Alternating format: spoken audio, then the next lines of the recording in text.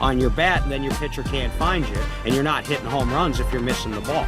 Yeah, it'll definitely be interesting to see how that carries over into today's games for him. Kevin Miller is going to be our head umpire for this game. Kevin Miller is a veteran umpire of the league, does a lot of the umpiring, a lot of the Texas tournaments, and has been an NBBA umpire for many years. So we've got one of the better umpires in the league on this game, and so it should be a clean, well-called game. But both of these coaches have been around a while, and they are not afraid to challenge a call. And so we'll see how many reviews and things like that we have. When you have two evenly matched teams, you're going to have a lot of close plays. This is going to be exciting now as we start out the real deal. Now everybody has a clean slate. It doesn't matter what you did yesterday. Everybody has you've two losses and your season is over. If you keep winning, you take each step closer to that championship on Saturday. That's the way. Are getting ready for the players to take the field. The ump has called them out to get batters up and get the field started. Chicago is making their way after a huddle out to the field, and we have the Renegades to our right starting to get their bats and get into the batting base. But again, we do want to say thank you to our umpires, our scorekeepers, our base controllers, and all our volunteers, everyone around who helps to make this possible. So thank you to all those volunteers. So Chicago is almost set up on the left side of the field, and DB Dave Benny here alongside Rosina Foster. We are your wake-up call this morning at 6:30 a.m. Oklahoma time. We're coming to you live from Gillis Rother Soccer Complex in Norman, Oklahoma. This is going to be the resumption of the quarterfinal game that was suspended yesterday, one batter into the game due to excessive heat. And that's the reason we're back here early this morning, 6:30 game time. We are about to get started again. It's the Houston Hurricanes and the BSO Philly Fire. The BSO Philly Fire are the number 4 seed. They got here with a win over the Cleveland Scrappers, while the Houston Hurricanes shocked the beatball world, knocking off the 5th seed Bayou City Heat. They're crosstown rivals, 20-16. If you remember yesterday, we were one batter into the game. Justin Rhymes led off the game with a run for the Philly Fire, and then the game was called to a stop because of an excessive heat warning, and we couldn't resume yesterday, so we're picking it up bright and early this morning, Rosina. Yeah, so we did have the Philly Fire had one at bat and one run in, so that is where we will pick up. We have both teams out here now getting stretched out, some early practices and ready to go. The only change that I see on the Philly Fire team is they have switched their jerseys over from yesterday. Not a big surprise there. They have their gray jerseys on with the red-orange Philly Fire logo on it that has the beat ball with flames out behind it. They're all getting all jazzed up. We're waiting for the rest of the volunteers and scorekeepers early this morning. It is a little bit, even though it is early this morning, it's a nice breezy cool. We haven't hit those high temps yet. Field does not seem to have any dew on it, so I'm assuming it's going to be the same fast rolling pace for the ball. This is the nicest weather conditions we've had all week here at 6:30 in the morning. It's cool. It's probably upper 70s, I'd say, maybe. Nice little breeze. Now, we haven't had a lot of humidity this week, but what you do think about this early when you have an early game time like this is dew and damps on the field and whether or not the ball will be a little bit moist. And you tell your defense, 2 hands on the ball, be careful when you pick it up so that you don't lose control of it. And so I'm sure they'll have that in mind. Now, the reason for the early start is so that we can try to stay on schedule here as these games continue today. So what's going to happen is, since many of the games were already in progress yesterday when play was suspended, these first games will continue under regular rules. Now, when the 8:30 slate of games get going, we're going to go to a 2-hour and 15-minute time limit. No new inning can start past the 2-hour and 15-minute mark. And that will be the rules to live by for the rest of today, at least. And then we'll just have to see what happens this afternoon, whether we get into that same extreme heat situation, or fingers crossed, maybe we don't get there and everything stays on schedule. So right now, we're planning games. We finished these games here this morning. You got an 8:30 start time, 11:30 start time, and a 2:30 start time. The backup plan would be, if play gets suspended again, we'll have a very irregular 9 p.m. under the lights game tonight. So we'll just have to see what happens. So we do have our umpire here, and it looks like we have our base runner, but we, again, are still waiting on scorekeeper. Yep, so we need all of our officials here to get going, and it was supposed to start at 6:30, so we're already going to be off to a little bit of a late start as we're waiting for our scorekeepers. And that's an interesting sound I haven't heard yet at the park before, a train whistle. I'm almost sure. Probably only early in the morning, or we've been so late that we had a lot going on and have not heard it. Looks like the Hurricanes are patiently waiting on their bench, sitting while most of the Philly Fire is up and moving around, wondering if that's going to keep them nice and limber this early in the morning when it's just a little bit cooler, and it might be a little bit rougher on muscles for these players. To review some of the other action from yesterday and where we're at in the bracket, there are other games. The winners bracket quarterfinal games are going to be going on and resuming here this morning. The Indy Edge and the Boston Renegades, that's your number 1 seed versus your number 9 seed. We had the Renegades yesterday. They looked in their first game, they looked really good against the Chicago Comets. The Indy Edge were ahead 13-4 in that game in the second inning when play was suspended. The Indy Thunder and Gateway Archers will play. That's the number 3 versus number 6 seed. That game had not started yet. The San Antonio Jets and New Jersey Titans are another quarterfinal game. The Titans, the 10 seed, they pulled an upset over Austin to get to that game. The Jets were ahead 13-9 in that game when play was suspended. And of course, right here, the number 4 against the number 12, Philly and Houston, and it's 1-0 Philly when we get going. So we have a few more of the Hurricanes are now starting to get up and moving. I think they're watching the Philly Fire having a little bit of fun over here, all doing the electric slide out on the field, trying to stay up and limber as they all come in, the last of them from their batting practice at the back end of the field. So the Hurricanes are getting up, moving. We have captains speaking and coaches with the umpire. And it looks like oh, no, that is not our scorekeeper. That is the Philly Fire scorekeeper. So still patiently waiting for our scorekeeper, official scorekeeper, as we do need them. Now, if you recall, the Philly Fire are the visitors, so they're going to be up to bat, resuming their top of the first. The Houston Hurricanes will be in the field, and they are the home team. That is by virtue of a coin flip. I know it sounds a little counterintuitive because the Hurricanes are the lower seed in this game, but they are the home team by virtue of a coin toss. The winner of this game will play the winner of the Indy Edge and Boston Renegades at 8:30, and the winner of the Indy Thunder and Gateway Archers will play the winner of San Antonio and New Jersey. We will have an 8:30 semifinal game for you, and we believe it'll be the bottom half of that bracket. So the winners of San Antonio and New Jersey against the winner of the Thunder and Archers, that's what you will see here next once we get this game going and get it in the books.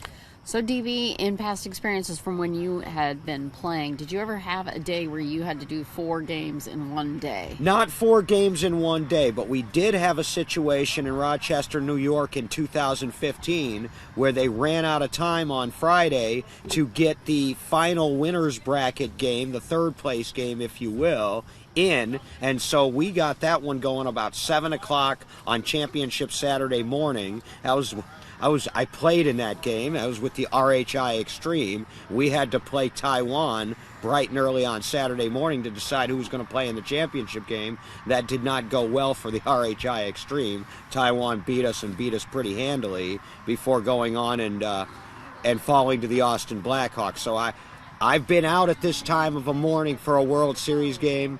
Never played 4 in one day that I can recall at the World Series, but we did essentially see that happen last year with the San Antonio Jets last year on Friday when they had to finish a game first thing Friday morning, right? Yep, and then play 3 more, and they won them all to get to the championship game.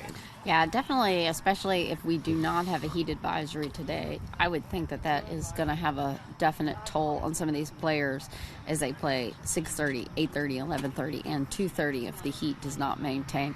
That last 2:30 game is going to be a pretty exhausting game. Most of these people probably have not had breakfast yet. They're running on a lot of adrenaline. Some of that has starting to taper off this far in. They're still excited, but just the exhaustion of day after day games, that's got to definitely take a toll. Well, and that adds the extra incentive for these quarterfinal winners bracket teams that if you keep winning, you can shorten your road. If the winner of this game will play at 8:30, if you win that 8:30 game, you're done until tomorrow. Winner bracket final, or undefeated Friday game as they call it, you're done till 11:30 tomorrow, and you can sit back and not have to worry about the schedule or the heat or anything like that. And so, win and keep winning. The more you win in a double elimination tournament, the less games you have to play. Where it gets tough is for the teams that either dropped a game yesterday or for the ones that don't win this first game here this morning. Then it becomes, like you said, a very long road. So we do have our scorekeeper has arrived, just getting paperwork set up and going over everything before we can officially restart this game.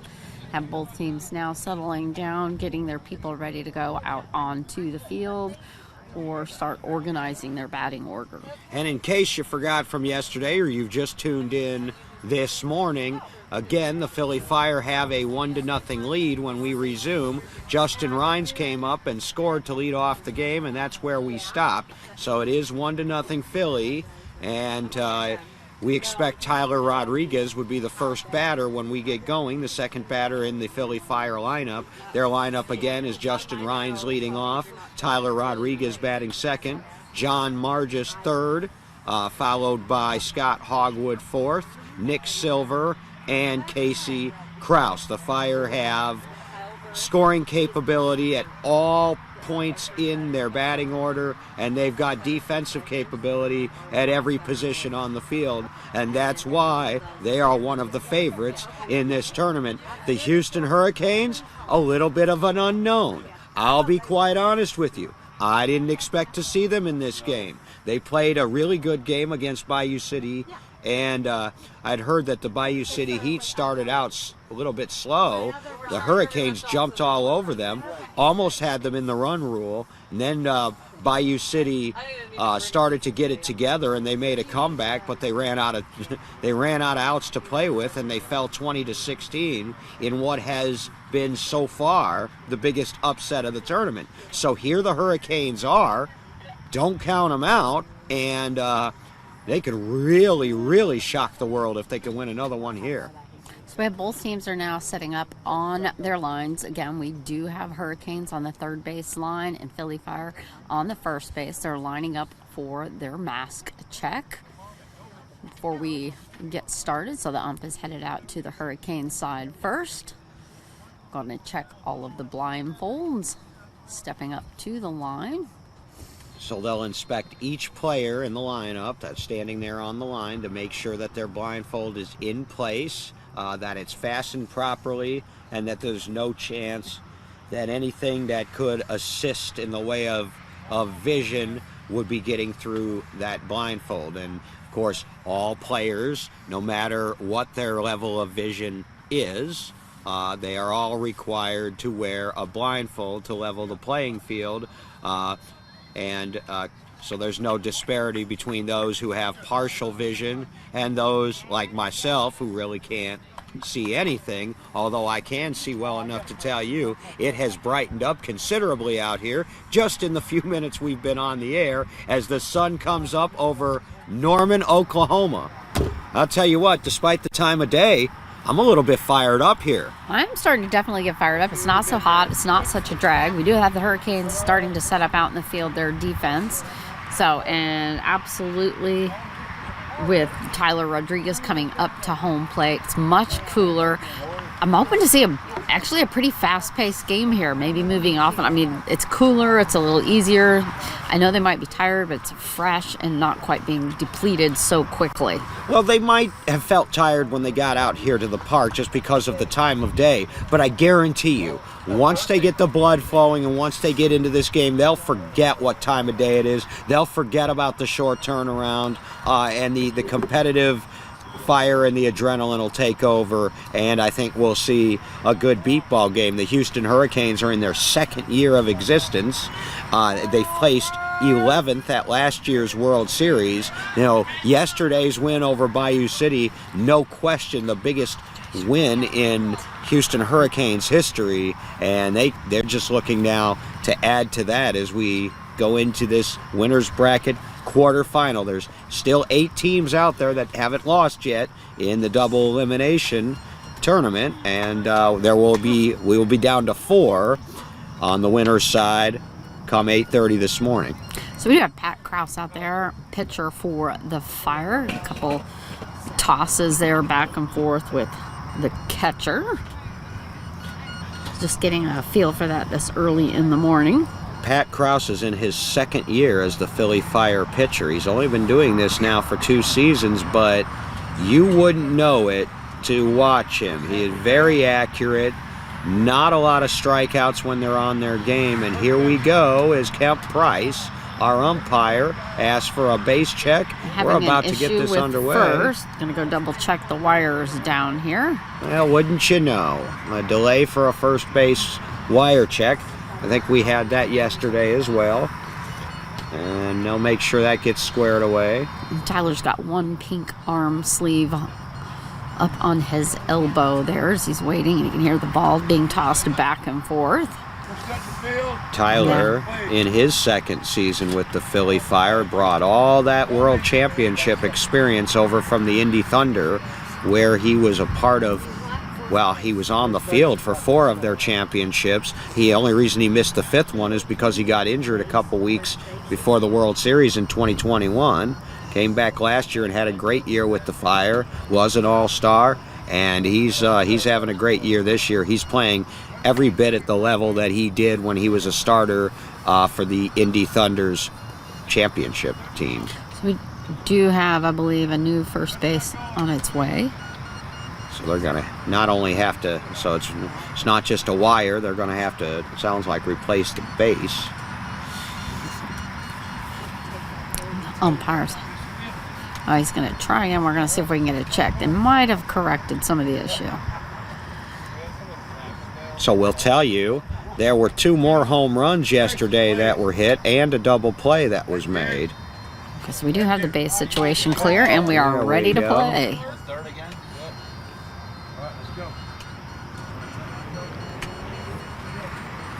All right, here's Tyler. We're ready to go. It's going to be a little under the bat there.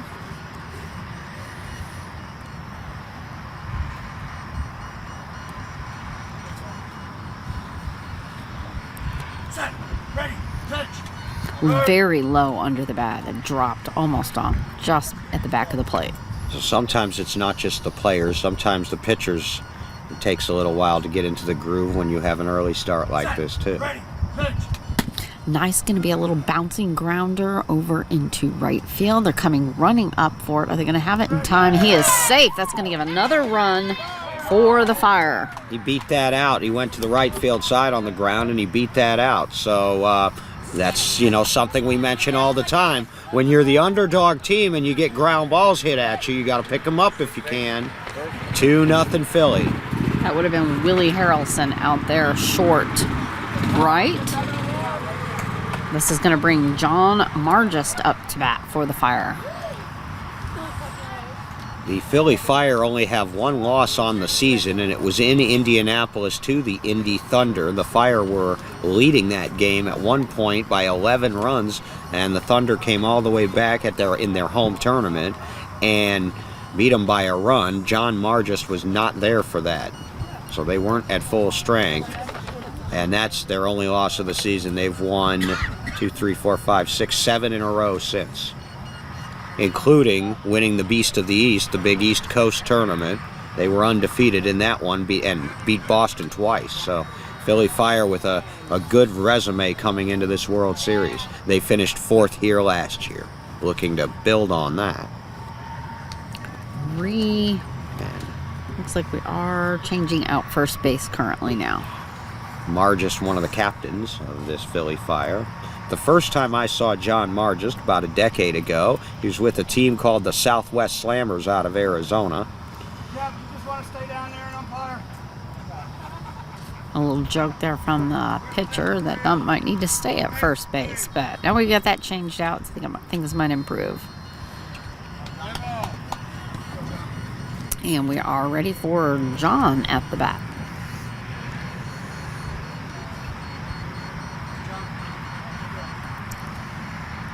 Set, ready, pitch. A little bit low under the swing. John feeling home plate to reset up. Swinging that up over the shoulder. Set, ready, pitch. Again, low.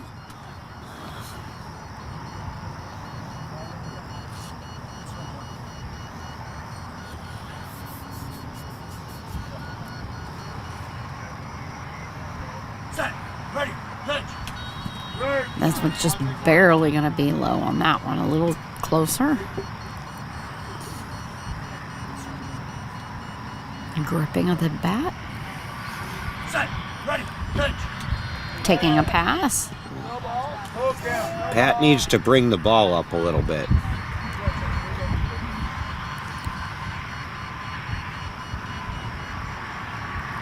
Set, ready, pitch.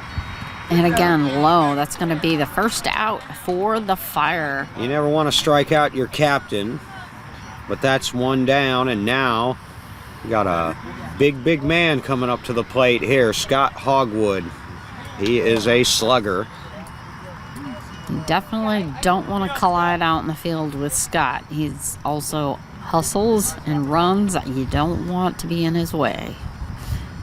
Setting up his bat along the front of home plate and digging in that 1 foot. You talk about family connections in this sport. Scott Hogwood, there's a bunch of Hogwoods on this team. 2 of his daughters are spotters for the Fire. And bringing that bat back up over the shoulder. Set, ready, pitch.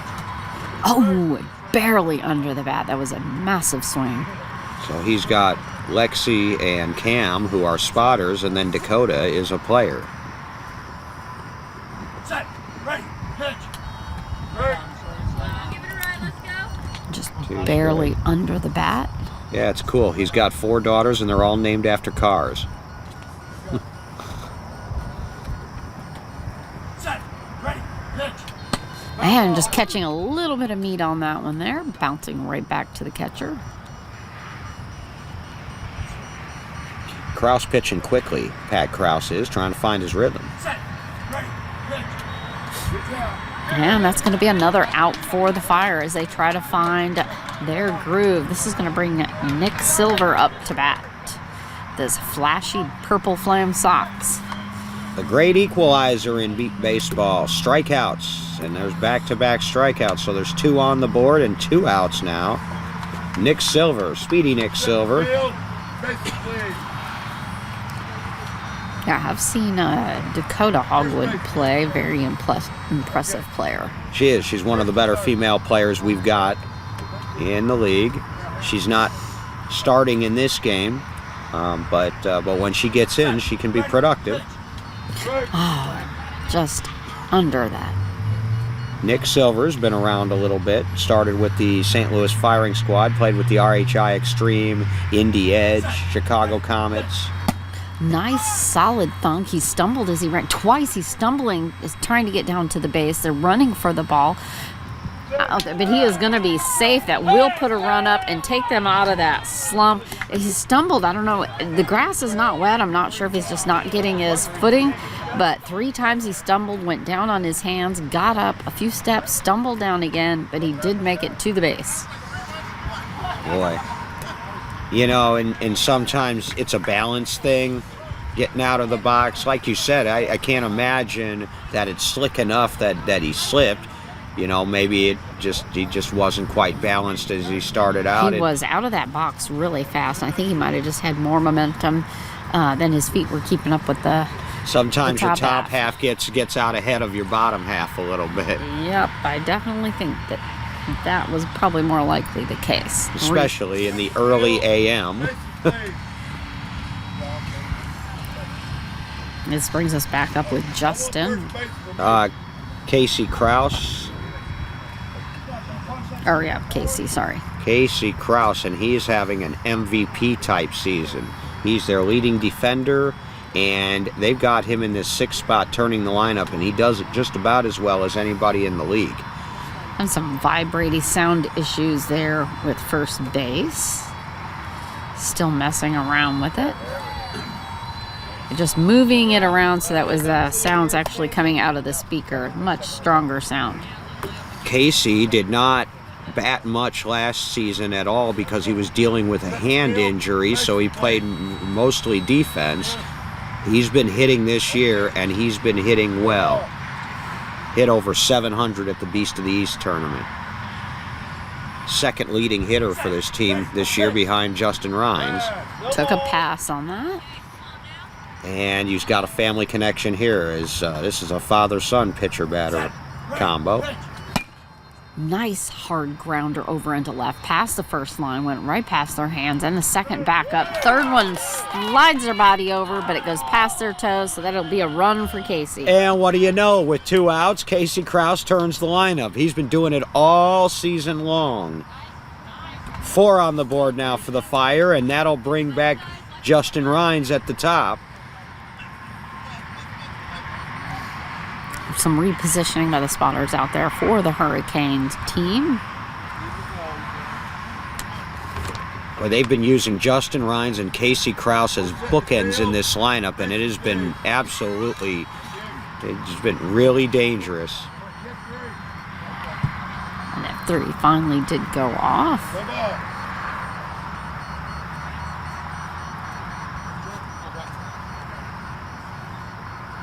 Set, ready, pitch.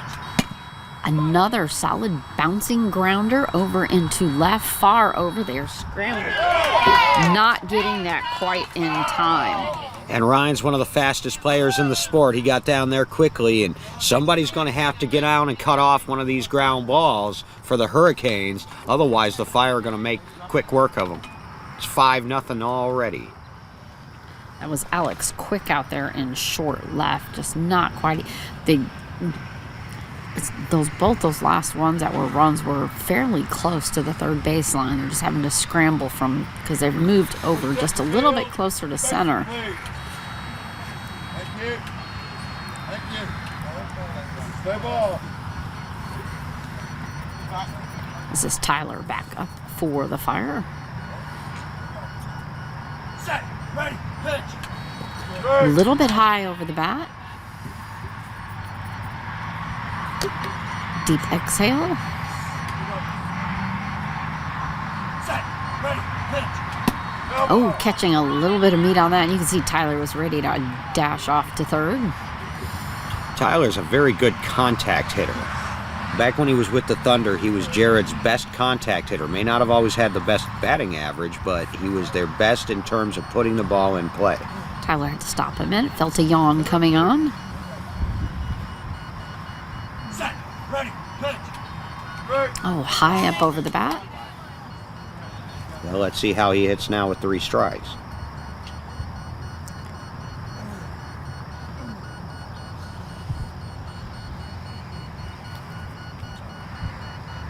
Set, ready, pitch. Making connection is going to be a little grounder short over into left. Oh, he missed it with his hands, and That ball's got to be handled. So, yeah, he had it just that little few seconds that he lost it on the first one is going to cost them another run. That's 6 in the inning now for the Philly Fire. Only outs have been on strikeouts. The Hurricanes defense needs to tighten up here because not all of these balls have been, you know, hard high shots. They're getting runs out of ground balls here.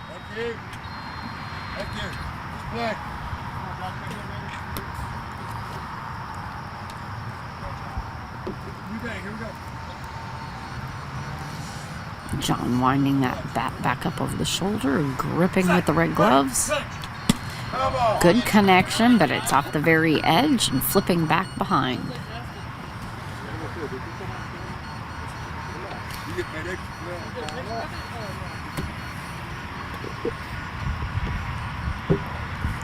Casual, few low swings over the plate.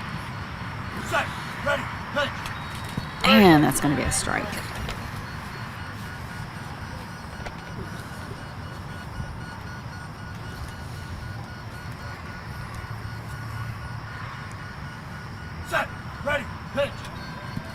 Just a little low on the outer edge of the bat. He struck out his first time, and they're still having a little bit of contact issues here. Set, ready, pitch. Took a pass.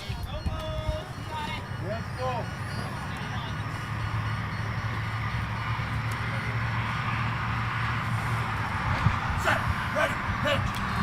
And that is going to be another out for John. He's kind of a little angry as he reaches both hands up onto the bat in the center. And a little bit of anger there, but that will bring the Hurricanes up for their first chance at bat to try to recover.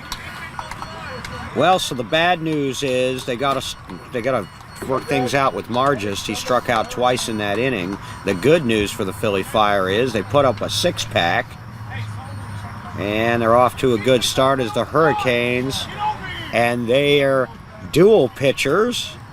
Depending on who's up in the batting order, Kyle Burris and John Gonzalez will go to work on this Houston Hurricanes lineup. So we do have both teams setting up on the line again for blindfold check. That was very quickly done for the Fire as they head out to the field while the ump goes to check on the Hurricanes. Looks like the Hurricanes lineup will have the veteran John Parker leading off, and then Tim Cyphers batting second. And you have it from there. They are on their way out. They're almost already set up out there for the Fire, just waiting for the last spotter to get out into left field, as this has our John Parker coming up. Continuing with that lineup, Parker and Cyphers, and then if it stays as it was to start yesterday, you'll have John Marquez batting third, Willie Harrison, Alex Quick, and Roy Hutchins. So John is at the plate and ready. He's got his red, white, and blue flag bandana on his head with a full set of padded pants there that he's wearing. Some good protection. You might envision he's taking a lot of dives out there on defense after the ball.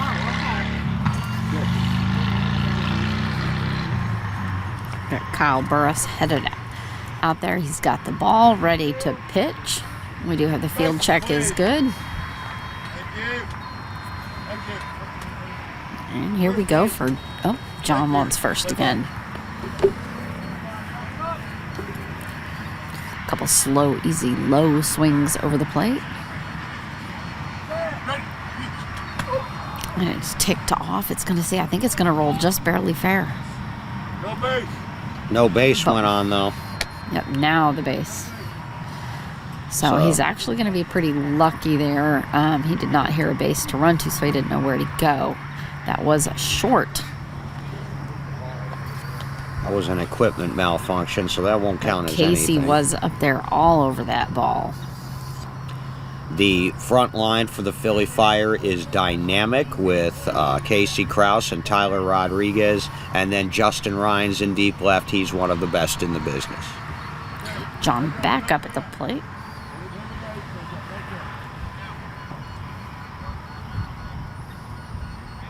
Couple low swings again, and ready for the pitch. Oh, bouncing right into center, almost hitting the pitcher as Tyler runs over to grab the ball, missing it, but Casey, and we've got, let's see, I believe that is John with the put out. It was John Margis with that put out on Parker. Yeah, Parker doesn't have the speed he used to have. Of course, John Parker's a Hall of Famer, and at one time he was one of the top run scorers in all of beep ball. But and he can still hit, but not quite that quick step to the base. No, not anymore. And so 1 out. Yeah, you had Casey sliding in over there to all the way from left to back up Tyler, but it ended up being John. So this brings Tim Cyphers up to bat.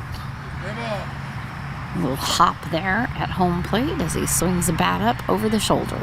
Tim Cyphers came up with the Boston Renegades. Oh, that was a late swing there.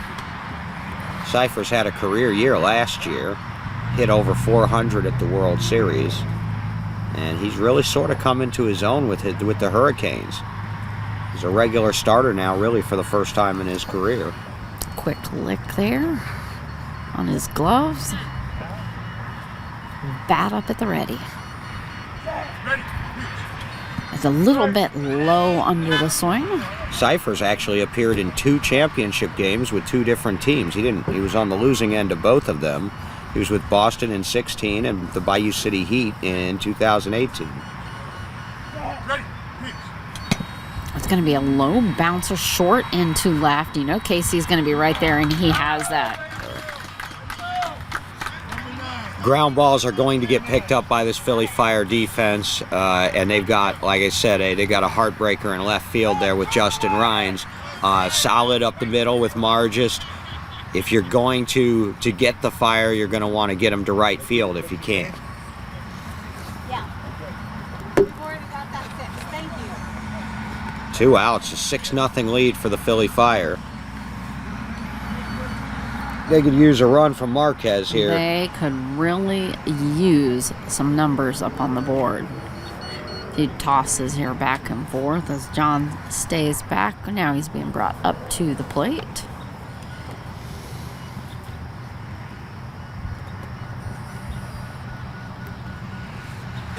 A stretch high over the head, center of the back, before bringing Thank you. Play ball. tap at home plate. Bat high up over the ear. Set, ready, ball. Ready. High swing, ball's a little low under that.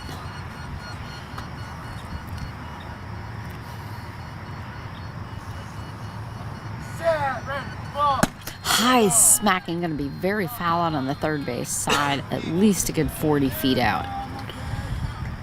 Well, that was the most solid contact for the Hurricanes of the game so far, but he was early. The Hurricanes have run-scoring potential. They scored 20 runs yesterday against Bayou City, and from what I understand, they got a lot of them early. I only caught the last few batters of that game because we were doing a game here. It's going to stay. It stayed fair until after, so it's way far on the first base side. He is safe. That gives them their run. Might give them a little potential to add a few more, make this a repeat occurrence. Nice hit. Opposite field with that. Hurricanes on the board at 6-1. And that stayed fair until just past first base before slightly going, so they definitely had a long way to go to get that ball. This is going to bring Willie Harrelson up. Harrison may be the fastest player on this team. Well, Alex Quick, who's on deck, he's pretty quick too. We're setting the field. Bases, please. Thank you. So this is the speed portion of their lineup. Having an issue with third. Following the wire up to the connection. Now it is on. Bases, please. First Thank you. and third, both running. Play ball. Willie bringing the bat up gently at the shoulder and now up at the ready. A little bit of a late swing there.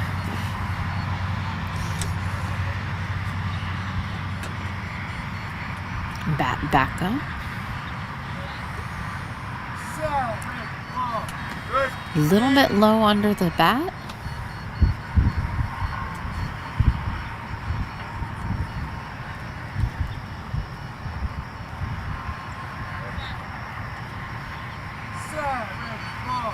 And just barely catching that as it comes up under our feet. I had some equipment in between me and the ball, so I couldn't help. Going for that assist.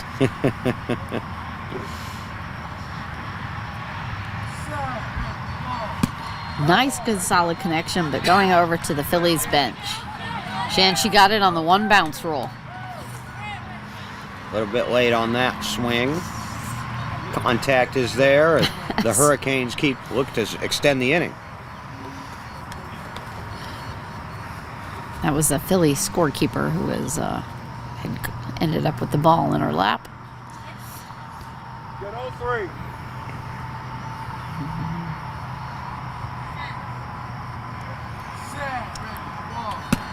And it's going to be another little bit late, going right over to the ump.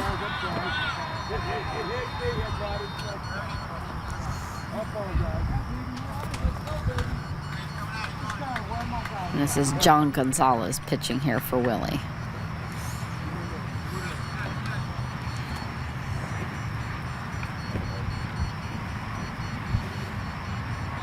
Spotter has them reset in the field. Get 0-3. Good play.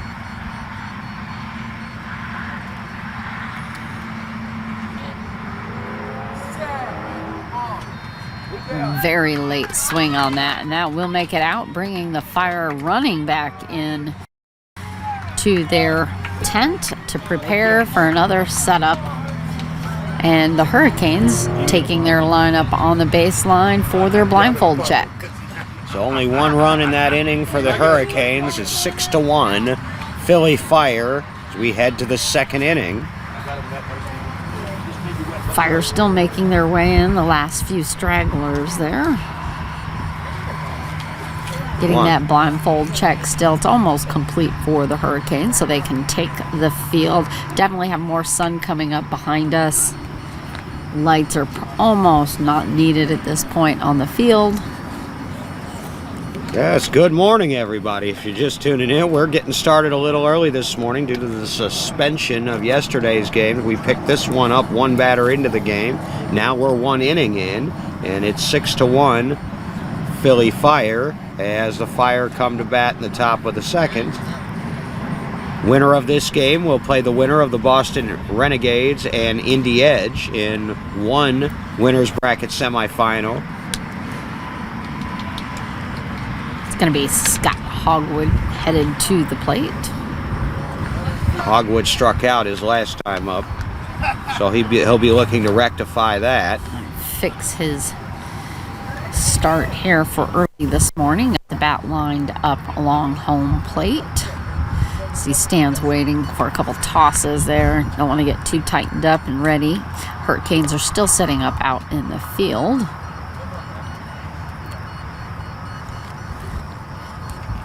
Looks like we have the last of them all set up out there. A few more practice tosses there with Pat. And Scott says he's ready to go. Have our base check, and the field is ready, so ready for a pitch. Scott pointing his bat straight out at the pitcher. And back up at the ready. Hard hit far into left. He is safe easily. It's like nobody was even after that ball. That was a no-doubter for Hogwood. He straightened out whatever the problem was with the strikeout in the first inning because he just mashed that. And it's 7-1. So that Philly was Fire. PJ back there, out there far into left, going after that. There was no way he was getting that into time. Scott had a good, solid blast behind that, pushing it very far out into the very far left. So we have Nick is getting his batting gloves on tight before coming on up to home plate here. 6-1.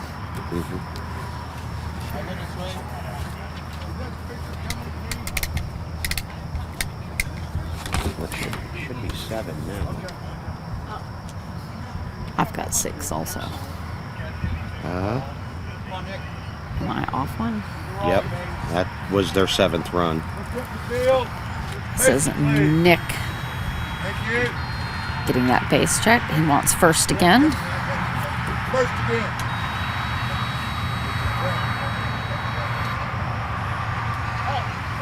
Said he is ready. He's got.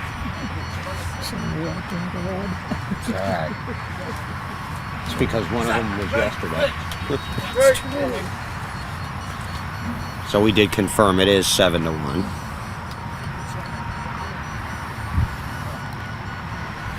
Set. Ready. Pitch. And a little bit low under that swing.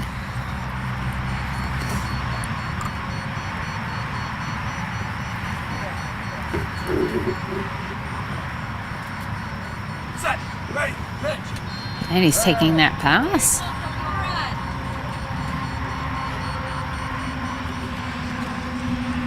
And exhales. Set. Ready. Pitch. And it's going to pop right up at the scorekeepers. Hit the 10. Just barely over the edge of the top of the tent. Just to our left. On when they foul it straight back like that, that means they were right on it. The timing's good. Just missed it. And this one low, he is going to be out. This will bring Casey up in his red shorts and red socks and blue and white Nike shoes. Baseball cap on backwards.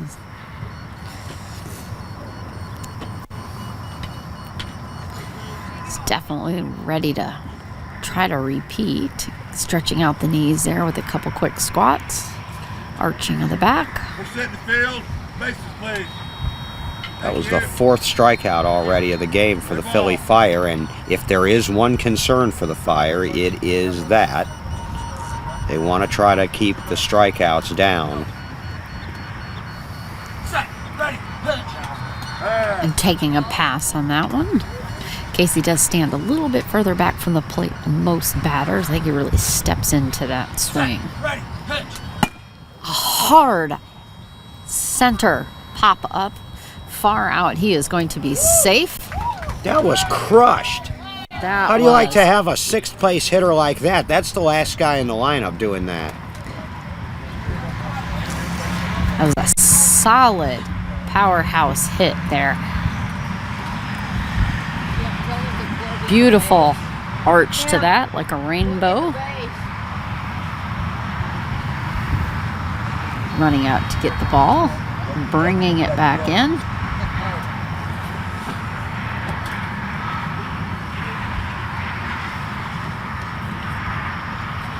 Man, did he rock that ball.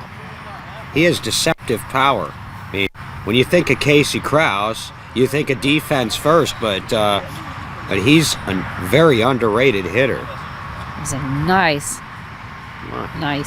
hit. Goodness gracious. It was perfectly placed. Beautiful arch. That's the Back up with Justin. 8th run of the game on the board now for the Fire. It's 8-1. They've scored every time they put the ball in play. All of their outs have been by strikeout.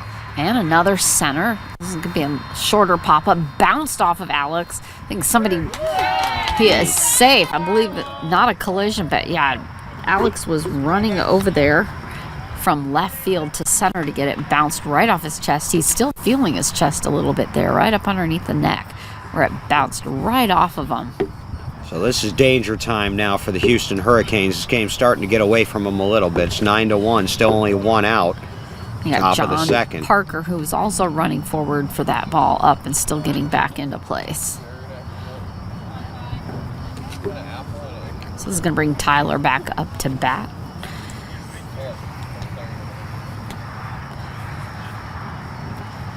Spotter still checking to make sure Alex is okay. Still feeling his chest there a little bit.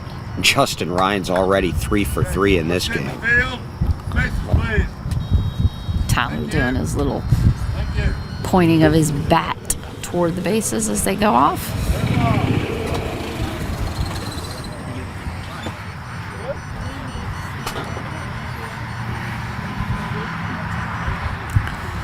A quick inhale and he is ready.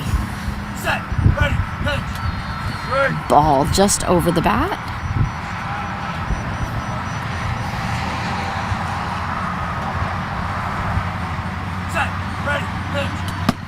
It's going to be a little bouncing grounder over into last. Alex is trying to get in position. It is just past his hand. He's slowed it down, but he is already there and safe. Just have the spotter giving some instruction to Alex there. Now, you don't have time for all that. You've got to be clean. He maybe needed to be a little more aggressive there, I think. It's just they're scoring in multiple different ways, the Fire are. They're doing it with some speed on some ground balls, and then they've hit some really good shots. Yep.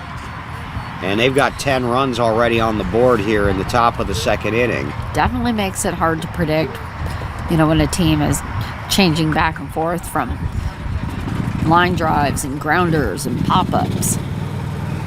This brings John up to the plate.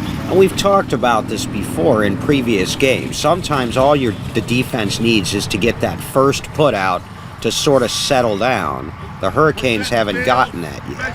There's been 4 strikeouts and 10 runs, essentially. And Margist is the only one in the Fire lineup who hadn't gotten it going yet. He's struck out twice. And definitely going to be eager to get his teeth into this one. Yeah, if not for this game, they need it for later in this tournament. They're going to need John Margist, so they need to straighten that out, him and Pat Krause. He's one of his better hitters.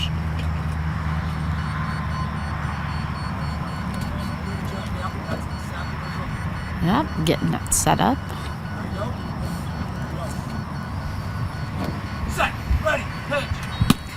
It's going to be right, popping back over to our ump, just to the right. Put his hand up to stop that ball, so it wasn't hitting him. Well, that's a start. There was a lot of clean swing and miss in his first 2 at-bats, and on the first pitch, he fouls it off. So they're headed the right direction. Yeah. Set, ready, pitch. And it's going to be a line drive over left. Alex needs to line up. It bounced clear over his body. He had his arms out to stop it, but that is going to be another run for the Fire. They're just pounding that short left right there. Well, there you go for Margist. Now everybody in the Philly Fire lineup has scored at least once already this game, and it is now 11-1. Still only 1 out. The only out of the inning was a Nick Silver strikeout. There's been 4 straight runs since. And this is bringing Scott Hogwood back up. Definitely no slouch on his way to the base. First base, please. And third. Seems to be an issue with third base. Up, got the wire connection going. First base, please. Thank you. And both of them running good. And Scott ready. He's got his bat pointed straight at the pitcher as he swings that back up over the shoulder. Ready, pitch. Ouch! A power line driver right down the center past John Parker, who jumped out in front of it. It is going to be another safe run. There was no hesitation on Scott's. There was no swerve. It was straight to the base. Yeah, John Parker launched his body out to try to stop that, but it was going so fast. That was a line drive shot, and on these fields, which are running kind of fast, line drives are almost as good as fly balls, because when they hit the ground, they just roll and roll and roll. Or they're going so fast, they're just plowing either over, past, or bouncing so hard off the players. The one that bounced off Alex's chest earlier must have gone a good 20 feet. This brings Nick up to the plate. Bases clean. At first and third. So the Fire have matched the 6 innings they score in the first with another 6 here in the second, and they're not done yet with 1 out. Ready, pitch. And it's going to be a little low under the swing.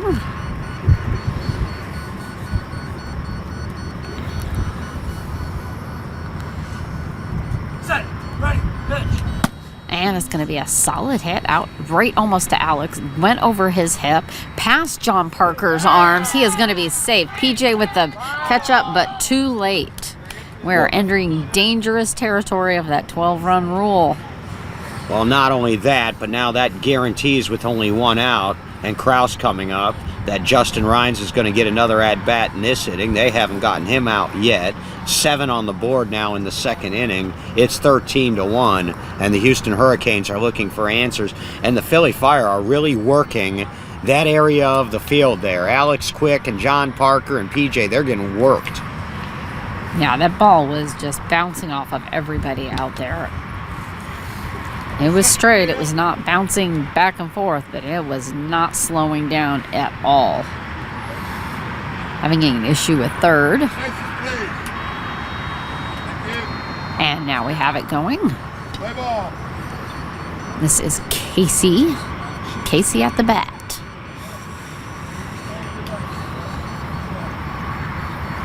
Set. Ready, pitch. Taking a pass.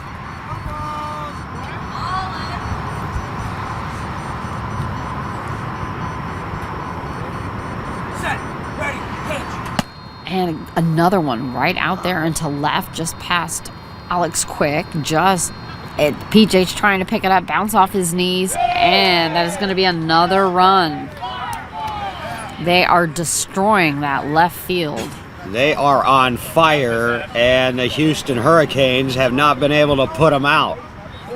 Still no putouts in this game for the Houston Hurricanes, as now the Fire are 3 times complete through their batting order. 14 runs on the board. Still only 1 out in the second. Starts over with Justin back up to the bat with his blue headband. Field. Bases clean. Got his bat setting resting easy on home plate as he gets that base check.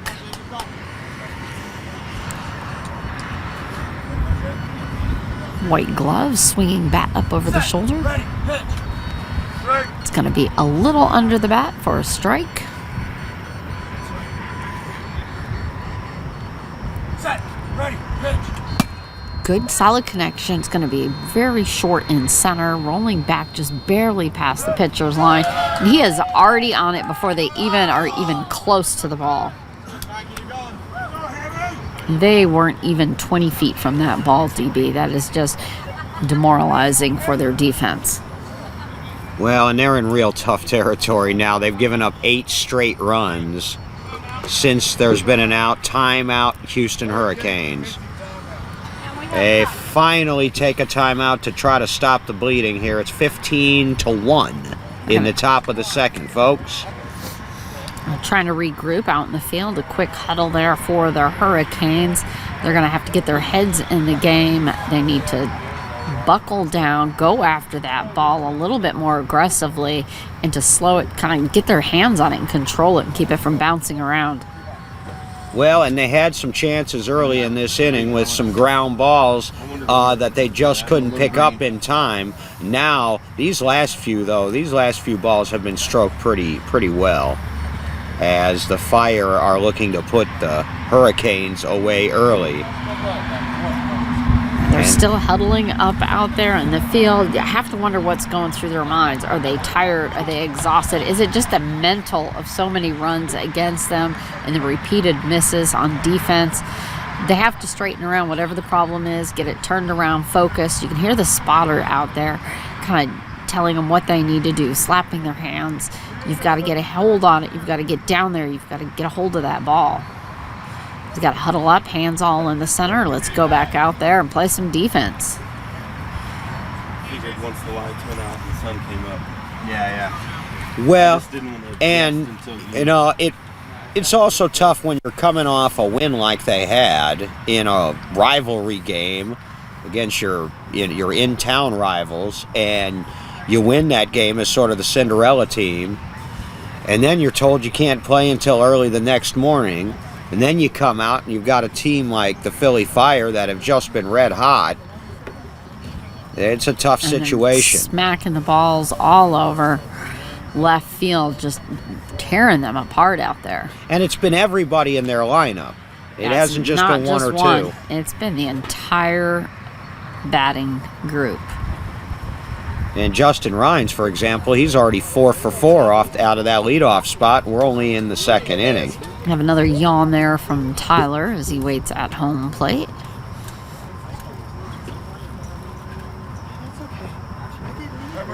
Not sure if he's tired or if he's just bored and wants to hurry up and smack that ball again.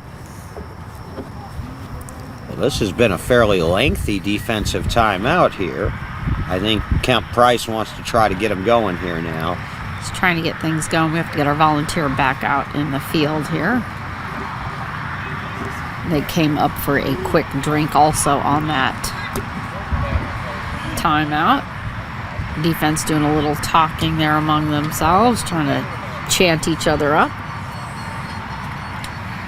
And a few tosses there with Pat. As Tyler smiles, waiting at home plate. Very relaxed.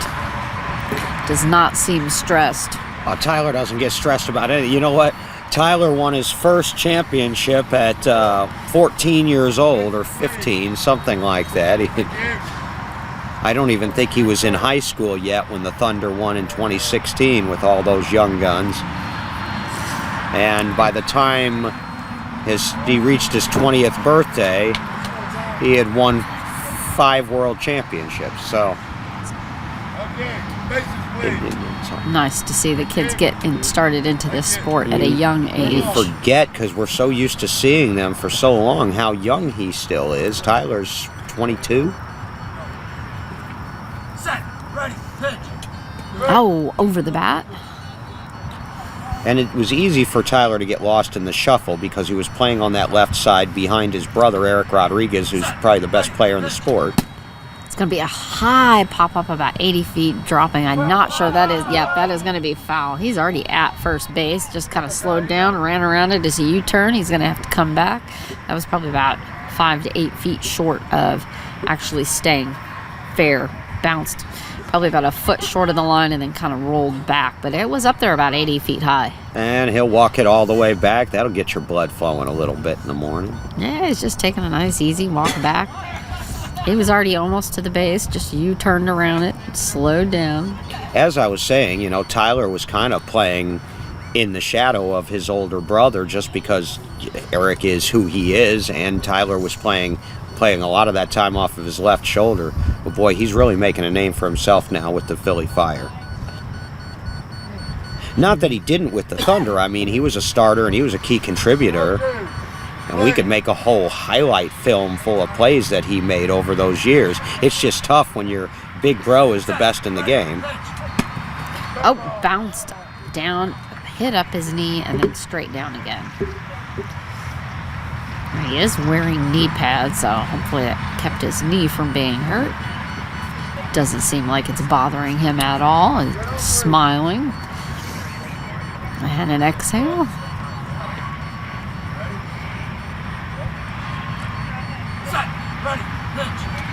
Oh, it's going to be low under that, and that is going to be an out. That's a rare strikeout. I was talking about how good Tyler's contact is, and a couple of those were foul balls. That wasn't a clean strikeout, but a strikeout nonetheless. That breaks up the string of 8 straight runs on the board. Bringing John up to bat. He's readjusting his laces on his shoe, tucking them in. So the Hurricane now are 1 out away from getting out of this inning. And it's been a long one. Mar just 1 for 3. He scored his last time, struck out his first 2 times. Quick rotation of the bat up over the shoulder. It's going to be a nice pop-up over into center. right is just trouble. past. Oh, he Oh, what a stopped play. it with his body, and he did get him. That is. Number 3. That was 17. That was Roy Hutchins out there in the center. Come up right behind Alex. It bounced down.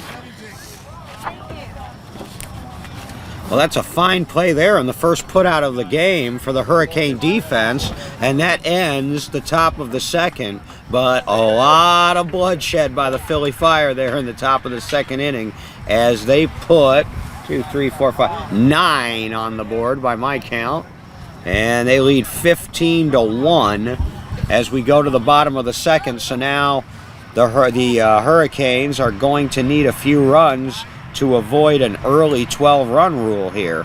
Absolutely. That's kind of unheard of here this early in the game. Not impossible. We do have the blindfold check there for all of the Philly Fire before they headed out to the field. Got them ready, but yet they are definitely going to be interested in holding the Hurricanes to keep them from breaking out of that 12-run rule. Well, it's a 14-run spread right now, so the Hurricanes need 3. Just to stay alive. Just to stay alive and not have to continue batting the rest of their at-bat. It'll have a start off. That'll be Alex Quick will be up to bat finally for the Hurricanes. Alex Quickett is in his second season. He was a member of the BCS Outlaws. The BCS Outlaws late in the season had to pull out of the World Series. So Alex Quick, who's a good-looking young player, him and Roy Hutchins came on to the Hurricanes, and BCS will be back next year. There's just an unfortunate situation where they lost 2 of their volunteers, tragically passed away within a few days of one another last month, and BCS made the decision not to compete in the World Series this year. That and their leadoff hitter is out as well. And so the Hurricanes were the beneficiaries of picking up a couple of BCS players, and this is one of them, Alex Quick. It's going to be a foul ball over into the Phillies' tent. Did get connection, though, on that first swing. Ball coming back up to the pitcher as Alex resets up at the plate. Looks just a little bit tense there.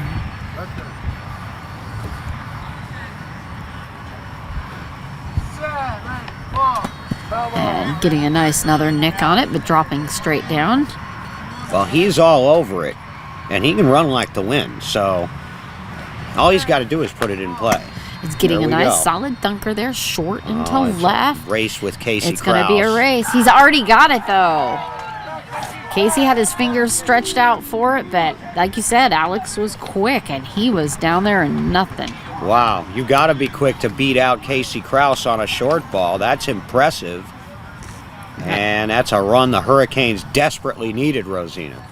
This does bring Roy up, and definitely a excellent sprint right there. I'm not sure if he was in on the fastest man contest, but he was definitely doing business to get down there to I third. don't think he was this year. I think they had Willie Harrison competing in that. But maybe he ought to be next year, because that was a very quick base run for Mr. Quick. Now Roy Hutchins, who got his start up in Fort Worth. Waiting to see on third. Wire connection there. First base, please. Thank you. Roy has his mask on that has eyes printed on the outside of it.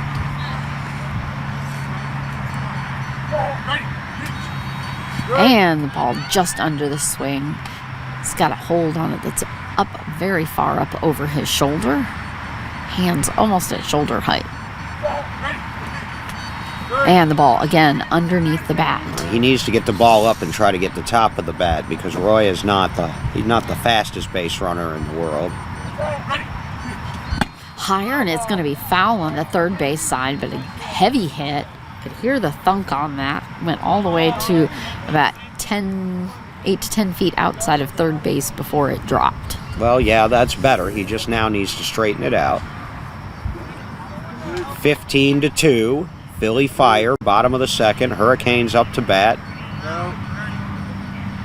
He's trying to get a better correction there on his home plate. He's standing way up behind.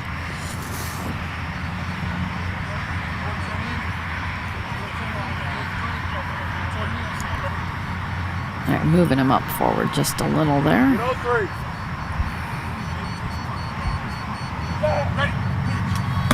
Getting a piece of it. It's going to drop a little grounder right behind the pitcher. Casey's over there, already Casey's scooped got it. that, yeah. And he is out. Casey had that. He got beat on the last one by Alex Quick. He wasn't about to get beat on that one, and there's the first out of the inning. Yeah, he knew exactly where that ball was. It wasn't even laying down. He went right over there, just sat down basically right on the ball and scooped it up. This brings John Parker up to bat for the Hurricanes as they finally make that wrap around to the top.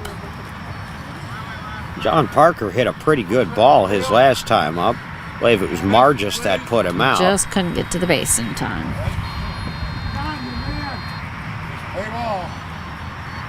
John Parker won a championship in 2007 with the Kansas All-Stars.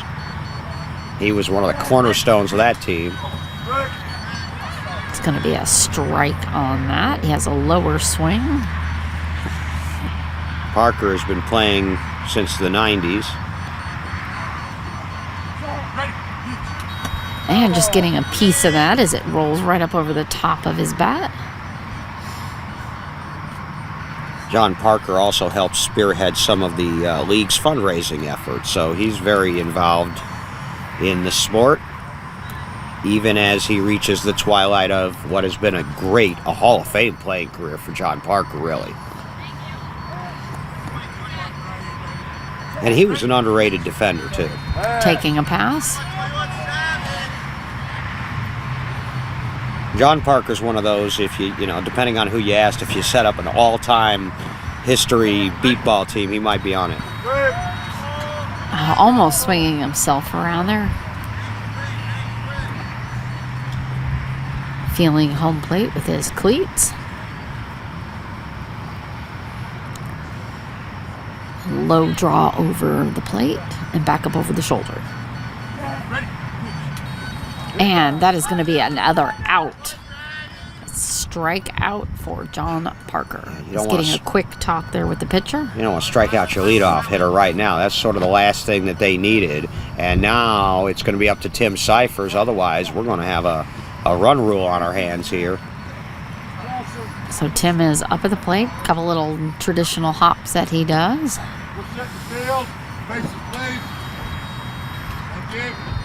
It's going to be a very important possible run here for the Hurricanes. Said he is ready. And it's going to be right out into right field, but Tyler is over there. He's just got in. He is out. So this is going to be very interesting now to see how many of these runs that they can try to get out of these. That's these the drama outs that now. Are left for them. And they're going to take the 5-minute water break. And then what will happen is we are in the 12-run rule now. And so the Philly Fire defense will go back out onto the field. And the Houston Hurricanes will continue to bat until they either use up all of their remaining outs, which they have 12 left, or tie or take the lead. So yeah, that's the drama now to see how many runs the Hurricanes can get back. They're chasing 13 right now, but of course, under the run rule, if they do tie or take the lead, then the Philly Fire gets all of their at-bats that they didn't use to try to win the game. So it's going to be very difficult for the Houston Hurricanes here now. Well, it will be difficult. It is early enough in the game that they do still have quite a few outs left to run through to accomplish that if possible. It's better than happening late, like in, say, the 5th inning versus. So at least they have a little bit of room to work with. Here we have John Parker talking to the pitcher out there and coach. Let's see. Well, what I do now, if I'm the Houston Hurricanes, is throw caution to the wind here and get all of my top sticks in the lineup. Worry about if you have to play defense again when that time comes around, if it does. But right now, you're chasing runs, and so if I'm them, because here's the thing, the Philly Fire hitting it to their front line isn't going to work. Tyler Rodriguez and Casey Krause are just they're too good, and so the Hurricanes have to find batters or have to find ways to get the ball over or around that front line, because it's going to be tough to get through them. It's just tough. You got the Philly Fire all standing up, staying limber as they have their drinks. When you got the Hurricanes mostly sitting down here, we have John Parker coming to check something with the scorekeepers. But it does definitely, at least they have a few outs to work with. It's just a matter of can they get that done. It seems like the Philly defense is kind of shutting them down. Sun definitely is up and out now. On the horizon, all our field lights are out. Still have a good breeze coming on, and just a very few clouds on the horizon here in Norman, Oklahoma this morning, as we are out here early to finish up that game from yesterday that was shut down because of the heat advisory. Well, it was a heat advisory all week, and then what ended up happening is the National Weather Service in Norman issued an excessive heat warning for heat indices at or exceeding 110 degrees. At that point, the protocol is that sports and recreational activity at the parks are supposed to cease. And so the word got around. It took a little while for the tournament director to get to our field, because we're clear over here on field 2 on the featured live stream game of the day field. But at that point, one batter into the game, there was just no choice when the excessive heat warning was issued, and we're still under that excessive heat warning until 9 o'clock tonight. And so we're out here early to do two things: one, stay on schedule, but second, try to beat the worst of the heat, so that in the event that we get to that point again at some point this afternoon, we've got as much ball under our belts as possible. And then that's the reason for that 9 p.m. start time as a backup plan if necessary, is because that's the time when the excessive heat warning would be expired. And so thanks to having lights at the park and the flexibility of Trent Brown and Mr. Gillis and the folks at the park and Visit Norman, they have accommodated, if necessary, a 9 p.m. game time tonight should we get into a situation where they have to suspend action again today. So we have both teams staying there, getting looks like a lot of hydration under them, staying ready. Might not be hot yet today, but expending all this energy early, definitely keeping that hydration in it to prepare for the rest of the day to come, as it is going to be heating up. Also apply sunscreen. Thank you to all those volunteers. We also need you to stay hydrated and safe.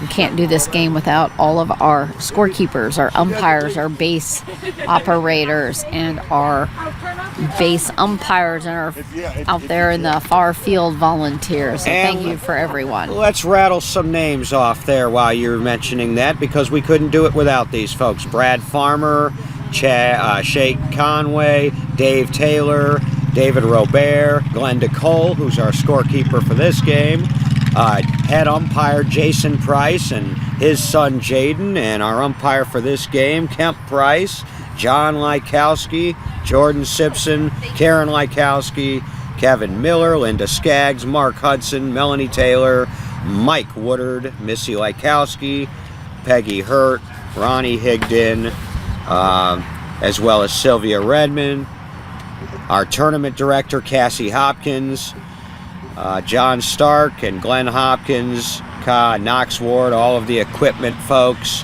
our social media specialist John Lykowski Jr.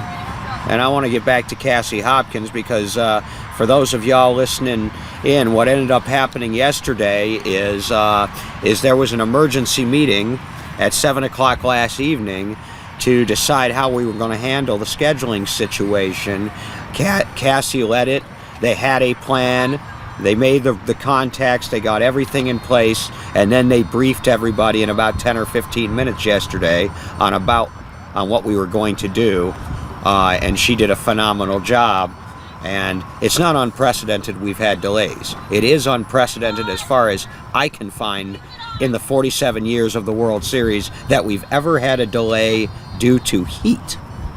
Definitely been rain and weather and lightning. We've had delays, rain delays, but not lightning delays. We've had protest delays before, but we've never had a heat delay until this year. So well done by the tournament committee handling that. And congratulations to Cassie Hopkins on being reelected tournament director. She'll get another 2 years. As will Steve Guerra, league secretary, who's elected to another 2-year term. And Jason Frazier, welcome to the NBBA board, the CEO of Mind's Eye Radio, who will be hosting our World Series the next 2 years. Jason is now a board of director, as the election results were announced late last night, about 9 p.m. Okay, so we do have the Philly Fire are taking the line over here on the first base side to get the blindfold checks here. Ready to get this game underway and to see if the Hurricanes can catch up. If they can bat their way out of the run rule, we'll see. They've got 12 outs to work with, and they are chasing 13 runs. It's 15-2. It is possible. They do have the outs to work with. It's just a matter of the Philly Fire playing some defense that has been shutting them down. It has been done. It's been done at this tournament already. The Indy Thunder had the Chicago Comets in the run rule in a pool play game on Tuesday afternoon. The Comets hit their way out of it, came back, actually took the lead, and then very quickly when the Thunder came back up to bat, they tied the game and then won it and dispatched them. But they still came out of that initial slump that they had been in for the Comets. That's correct, and I think that was, they told me, a 17 or 18 run differential when they came up to bat and had to bat their way out of it. So it can happen, and let's just see here. The Philly Fire defense, though, especially on the left side and short, is exceptional. So we have a new volunteer out there, so our umpire is going over some instruction with them as they head out to the far center of the field. Philly Fire still up on the line to have their blindfolds checked. Most of the Hurricanes still sitting on their bench as they await their chance at bat to try to conquer and improve on what they've been doing. I'm not sure as far as batting wise. I think it's more of just getting some more contact and getting those balls out past that first line of defense, as you mentioned. Well, if I am the Houston Hurricanes, I'm going to want to try to get the ball to right field. Keep it away from Casey Krause. Keep it away from Justin Rhines out there, and even John Margist. And I'm not saying that it's a good idea, really, to start picking on Nick Silver either, or Scott Hogwood. But if you can get the ball to right field, you stand a better chance. They scored one of their runs to the opposite field, so that might be the idea. But again, if I'm the Hurricanes, I get my hardest hitting batters, even if they're not my fastest runners, and I try to hit it to their back line out there, because it's just not going to work with Tyler on the right side and Casey on the left side. That's about as good a combination as you're going to find in the game. I'd put that up there. John has been backing them from the center, has been backing them both up tremendously. He has been over behind them on every single play. That's a dangerous triangle, and they've stopped a lot of balls up the middle and short and playing it that way. All three of those players were all-stars last year. They were all at our all-star showcase down in San Antonio. Margist, Rodriguez, and Krause. And definitely playing the shutdown game there up short. Two of them were top performers, so we know two of them will be back next year. This year, two of those three, Margist and Tyler. And I sense that Casey Krause will be joining them, and probably Justin Rhines too, with the season he's having. So the blindfold check is complete. They are making their way out to the field, all in same positions that they have been.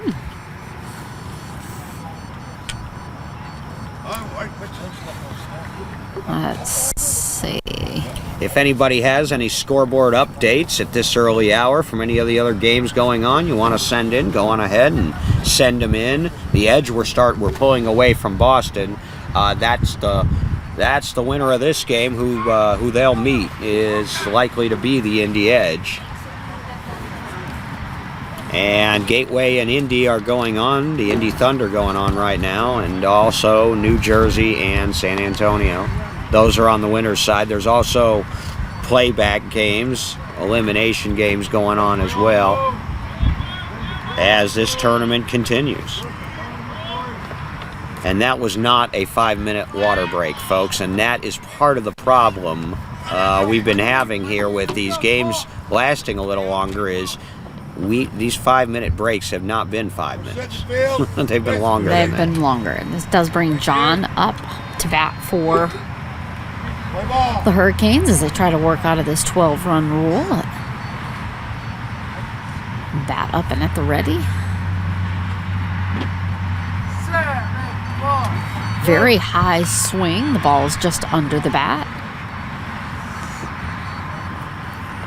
Up and centered over the head, and then bringing it down just over the top of his head. And barely under the bat on that one. A little bit closer. You don't really want to change anything if you're the Houston batters. You're in the run rule, but... Oh, catching the tip of that. Just rolling over the top, straight into the catcher's mitt.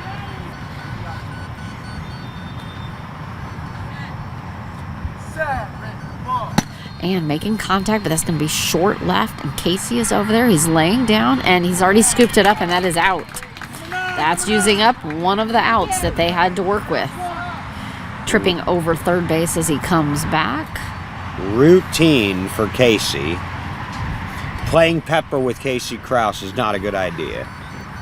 So it's going to be Willie Harrelson up for the Hurricanes. Setting up his bat at the corner of home plate. His blue and white cleats. Bat at ease up over the shoulder. Field is ready. It's first base, third base.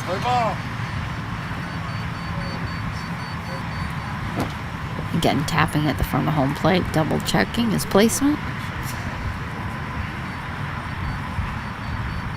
And we are ready.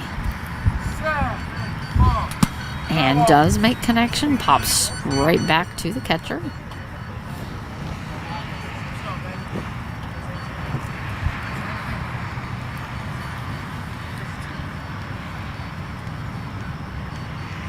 Finding the front corner of home plate.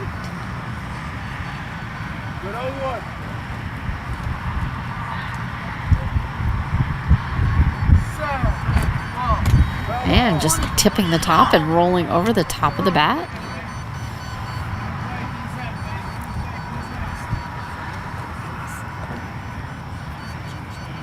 You can't get them all back with one swing. You just got to worry about one at a time. Solid connection going center right behind. Casey running over for it. So is Tyler. Tyler's going to have this one. That is an easy out. Tyler just scooped that right up. So that is the second out they had to work with. If the left hand doesn't get you, the right hand will. So that time Tyler made that play. And yeah, these kind of balls just aren't going to work. Not with a team like this. Yeah, both of them were right there. John right behind him, ready to assist if needed, but totally not needed. Both Casey and Tyler were right on top of that. This does have Alex up at home, hand pointing to first and then third. So that is two of the outs they had.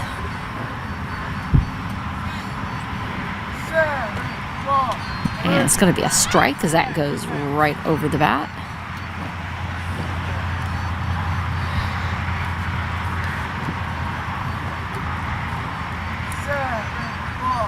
Making a connection, going to center, just a hair to the right, though. Tyler's going over there. He's a little finding it. He's going to be safe. Oh, look at that. Is. He was a little slow on that for Tyler, so that's going to give another run to the Hurricanes, trying to slow down that process. They still have a long ways to go. So Alex Quick seems to be the exception to the rule. He's hit 2 short balls. He scored on both of them. Both of them. One he to has each got there side. just before they got it. He is living up to his name, Alex Quick. All right, so 3 runs now on the board with 2 outs here in the bottom of the 3rd. We are in the run rule. It's 15-3 now. And Roy Hutchins coming to the plate. Had a kiss to the end of his bat there.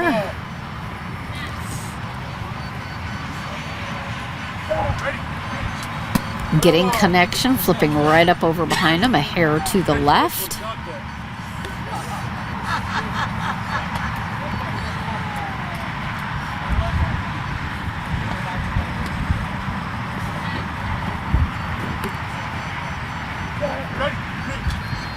This time quite a bit underneath the bat.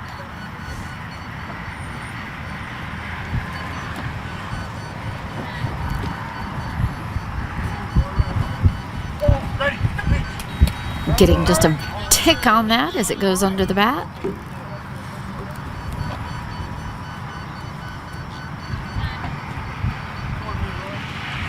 Getting a little bit closer to the pitcher there. He was back a little bit at the far edge of the plate. And that is going to be the 3rd out for them. So that'll end the bottom of the 3rd, and under the run rule, we'll go straight into the bottom of the 4th. 9 outs left to record for the Fire defense. And we are going to have a sub here on the Philly Fire in the red. So we are going to have, let's see, I believe that's Dakota going in. Oh, no, Gina is going in. Yeah, Gina Natoli. Let's see where she is going. Veteran of the women of our league, and unfortunately, that's the other thing we didn't mention. They were a casualty of the scheduling change. The Wool game was canceled last night. There are no plans to make it up. That's unfortunate for them, but there's just really no way to fit it in the schedule. That was supposed to be There's last also been evening. a sub in the batting for the Hurricanes, as we have Juan Munoz going in. He will be up to bat.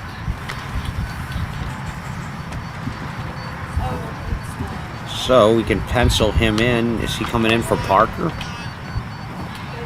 Yep. Yes. He's coming in for John Parker. So both teams start to empty their bench a little bit and get some subs in. And of course, if you're the Philly Fire, you're thinking in this winter bracket now as you advance, you might not get too many opportunities to get some of your reserves in any of these games, as the intensity only continues to build, and they're going to get a shot. It sounds like at the defending world champions next. Okay, and Juan is a left-handed batter for the Hurricanes, getting first base and 3rd. So Juan Munoz now. And it's going to be a short little that is going to stay foul as he comes back. It was to the left, but foul. About 30 feet out.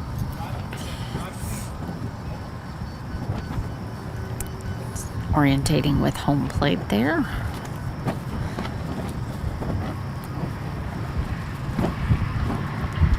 And ready for the pitch. Exhale. And a little bit high over the swing. It's got a lower swing. And it's going to be a solid right into the center. There's Casey. He overshot over it. It's going right behind him. He's going to... And they have it before he got safe. That was number 17, John, with the putout. Marges picking up Casey. That was one Casey missed, but not enough speed by Munoz to get to the base in time. That's all. But definitely, John, as I said, has been right there behind him, ready to back them up. is going to be Ronnie Bellamy up to bat next Another for the sub. Hurricanes. So we have another substitution here. Wait a minute, is this Bellamy? Let's see. Pretty sure this is Ronnie 71 Bellamy. or 23 here? I think. Well, I can't see the number, but I'm pretty sure it's Ronnie. All right. I think we're going to see Hunter Mouton 23 at some point here too. Let's see if she'll turn her back just a little bit, but I'm pretty sure this is. Well, she's the only female player on their roster, so.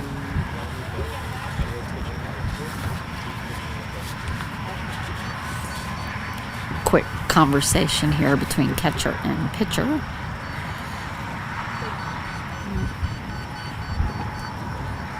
Set the field. Bases, please. Thank you. First and third. Play ball. She's right up on top of home plate. She's backing off just a hair.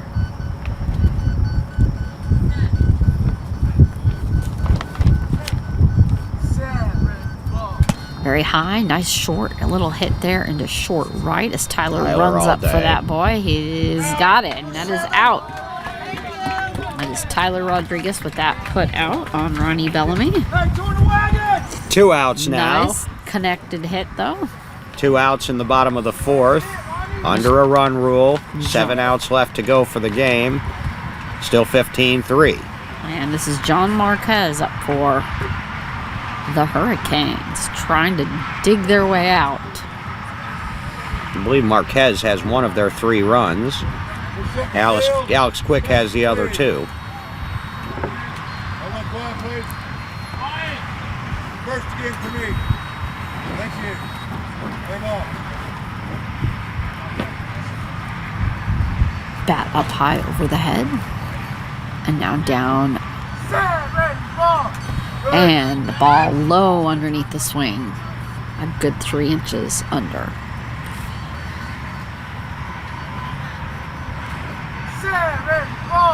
And just barely catching a tick on that as it goes under the bat.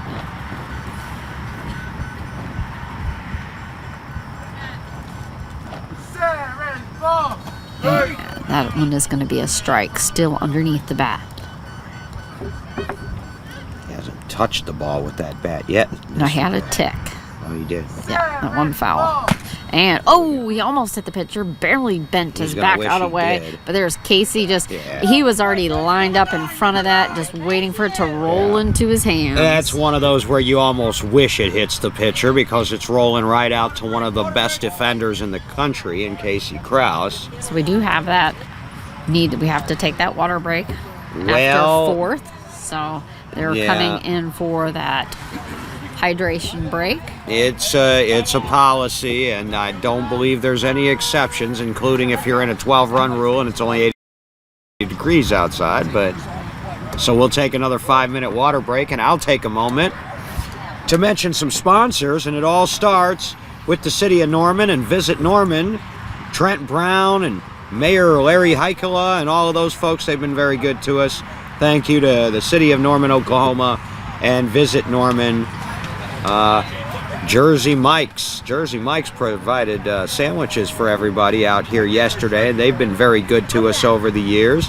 Thanks to Jersey Mike's. The Delta Gamma Foundation, they made a generous donation to the National Beat Baseball Association that allowed us to help out some of our umpires and scorekeepers and other essential officials. Thanks to the Delta Gamma Foundation. And New View, Oklahoma.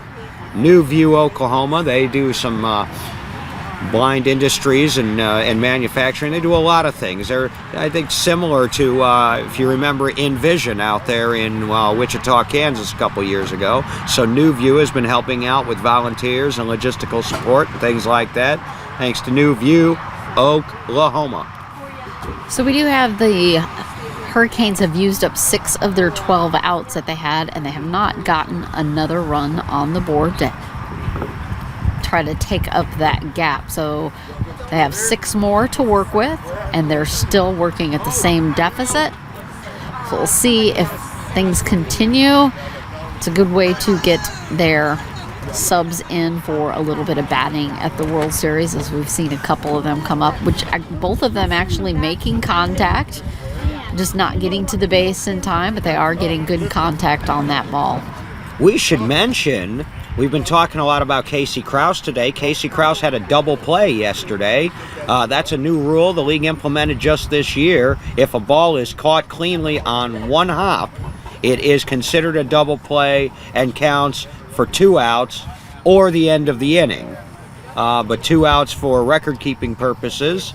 Casey Krause has done it. He's the second one at the World Series this year to do it. Drew Burnett from Austin was the other one. So we've had 2 double plays already. We have had now a total of 6 home runs. I think we have exceeded already the record for a single World Series in home runs. We had 4 on Tuesday, and then we had 2 more yesterday. David Smith is now your all-time single World Series home run leader. He's already hit 3, as he hit another one yesterday to add to the 2 that he hit on Tuesday. Dustin Youngren got 1 on Tuesday. Corey White, this is a name that's synonymous with home runs. If anybody remembers Wichita in 2021, he hit 1 on Tuesday. And then Christian Thaxton of the Boston Renegades, after we saw him almost do it in our game yesterday on a ball that was dead ball, almost cleared the line. He hit a clean one yesterday early in that Indy Edge game. So that's Thaxton's second of his career at the World Series. We haven't heard of one from Justin Holland, but you kind of yet. wonder if he's going to be itching to get one now that David has overtaken his 2. And of course, hasn't been 2 in 1 game yet today or this year, but he still has. David has beaten him on numbers so far total for the week. So Holland still has a monopoly on a single game, multiple home runs. He's the only one who's done that. But yeah, 3 in the series and 4 on the season now for David Smith, because he got 1 in Bolingbrook. He's definitely on a hot run. Somebody definitely to keep track of and watch. He's really been working hard, and it shows. He has. He's been moving up our unofficial non-NBBA player rankings and so forth. And David Smith, he'll be in San Antonio again this year anyway. He was a top performer from last year, so he gets an automatic invitation. But the kind of year he's having, he would have been there anyway. And of course, he was tied for the top batting average last year in Beaumont at the 2022 World Series. He tied with Joe McCormick. They both hit 800 for the series. Can you imagine hitting 800 at a World Series? That means you're scoring 4 out of every 5 times up at the plate. All right, we have the call from the umpire for players back to ready to play. So we'll be moving on to the bottom of the 5th here in the run rule. Houston Hurricanes continue to bat their string of outs. They've got 6 left, and they're still chasing 12 runs. It's 15-3. As the Philly Fire inch ever closer to a semifinal matchup with the Indy Edge. We will have a semifinal game, a winner's bracket semi, coming up after this one. At 8:30. To be determined. We're not sure who the participants will be yet, but we will have one of the 2. Of course, the winners of those 2 games then would play tomorrow at 11:30 and the winner of that game is on to the championship in this double elimination format. So we are going to have some more subs here for Philly. It sounds like there's 2 more as they are up on the first base line having blindfolds checked. Looks like we're going to get Dakota Hogwood in as one of them, number 4. And possibly is that Jace Russell, their rookie? Yeah, he won the fastest runner competition on the males division back on Monday. So Jace Russell already sort of making a name for himself on the national stage, as the Fire are emptying their bench now. They're now headed out into the field to take positions, as we have Willie Harrison up, standing at ease at home plate, waiting for the defense to set up. And remember, they have 6 outs left to work with. They have the 5th and the 6th inning to go here. Willie having a quick yawn here as he waits. It is still a little bit early for some of these players after a long day yesterday. and for some of them, potentially a very long day today. Yeah, you know, winning helps in this double elimination format. If you keep winning, you play less games. If you drop one of these in the early rounds, it's a long road back. Ask the San Antonio Jets last year, who lost a quarterfinal game to the Austin Blackhawks and had to play 4 games on Friday to climb back to the championship, and they still would have had to win twice on Saturday to capture it. They didn't. They fell to the Indy Edge in the first game. But in 2017, the Indy Thunder proved it could be done. They lost to the Jets 22-20 in a quarterfinal game, and then proceeded to win 9 straight games, including 2 on Championship Saturday. Yep. And to defend at the time, that was their second championship. Okay, field is set now. So it can be done, but the preferred way to do it is just keep on winning. Thank you. Thank you. Play ball. Willie Harrison, head down at home plate, now looking up. And that's going to be a strike because that's low below the bat.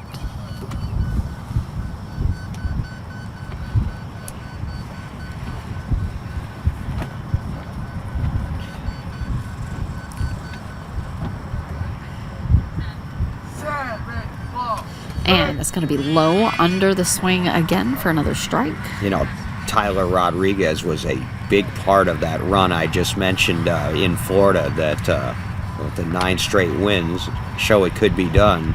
He helped close the door on Taiwan. Catching a little tip of that off the top and rolling off the bat.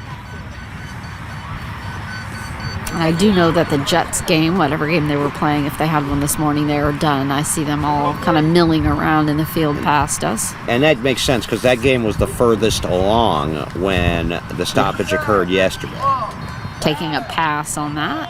And if the Jets have come over here, then that is a pretty, or if they're making their way here, that's a pretty good indication that they won that game, and they will await the winner of the Indy Thunder and Gateway Archers. And another, that's going to be the first out of that 6, so now they have 5 to work with. I don't want to start counting chickens again, but how would you like to do another Thunder Jets game, huh? I would love a Thunder Jets game. You've done a couple of pretty famous ones, including maybe the most historic game that we've had at a World Series. That featured both of those teams. Yep. My World goodness. Series, the home run to win it.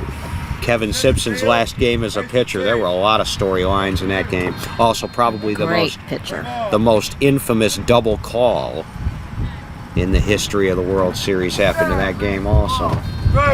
And this is Alex Quick. We're going to see if he can make it quick to one of the bases. Hey, Alex Quick is 2 for 2 today. Much higher over the pit. They're way under his bat so far. He has been the one bright spot here for the Houston Hurricanes in what has otherwise been a very disappointing batting setup. Yeah. It's been a few quick slows out there in the field, but he's been on point at the plate.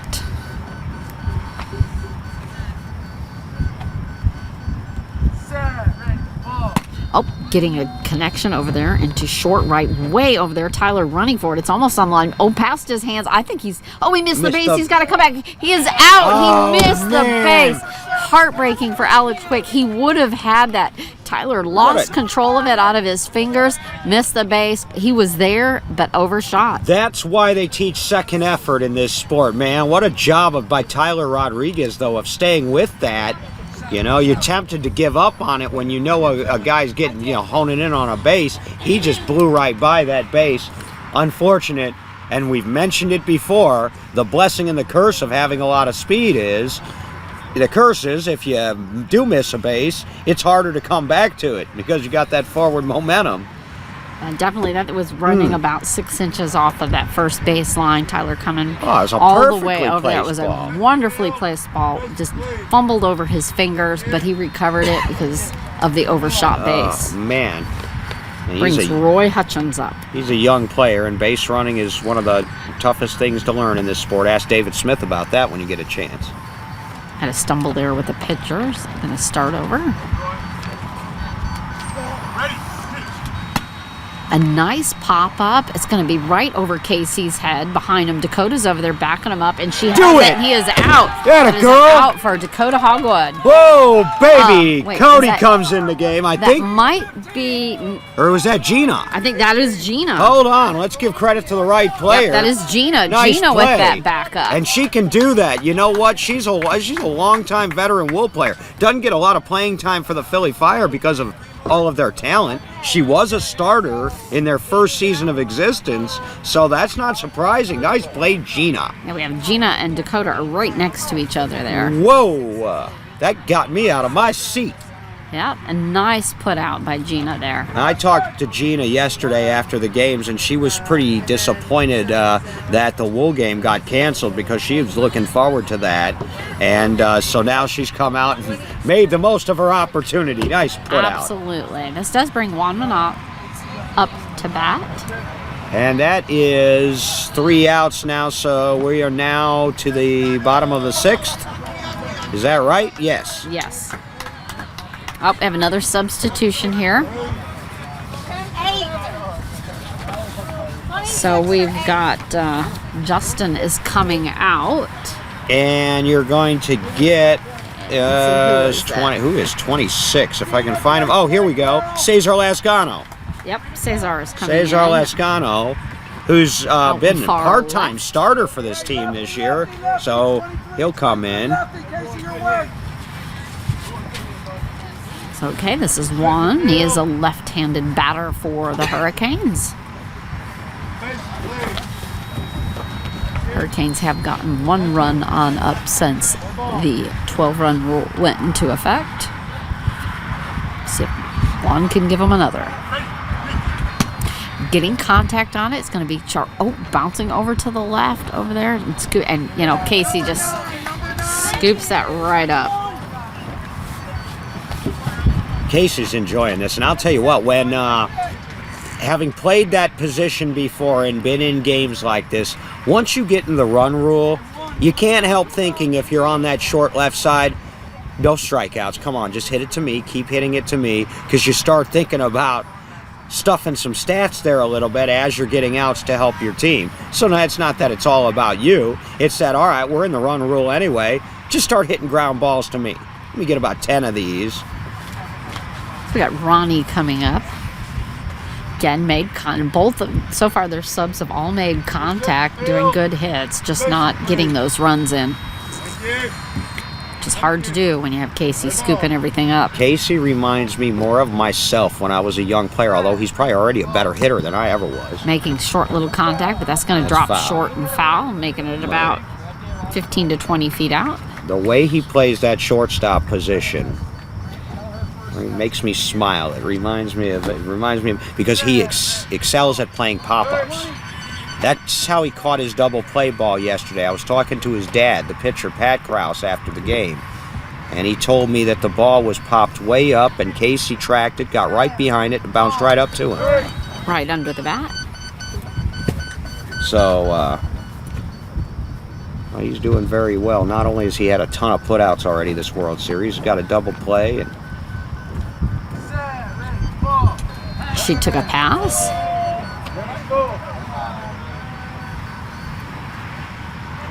2 outs left. And that is out. That is one of them. So they are down to 1 left. This has been all Philly Fire from the outside. They scored 6 runs in the top of the 6th. Sub in for. And they have not looked back.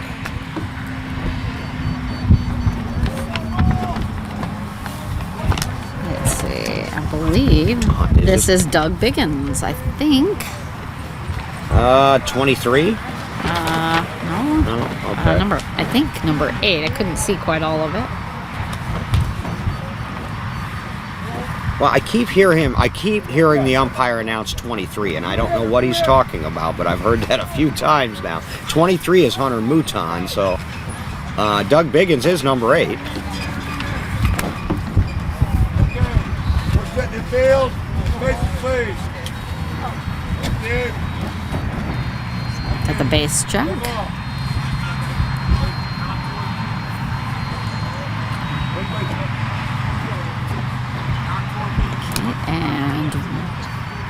with the ready.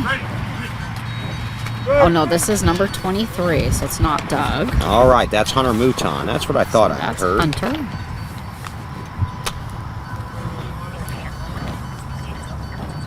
Getting the instruction to move the glove from the catcher's placement. And catching a tip on that as it rolls over the top of the bat. Moving, adjusting forward toward the pitcher just a hair.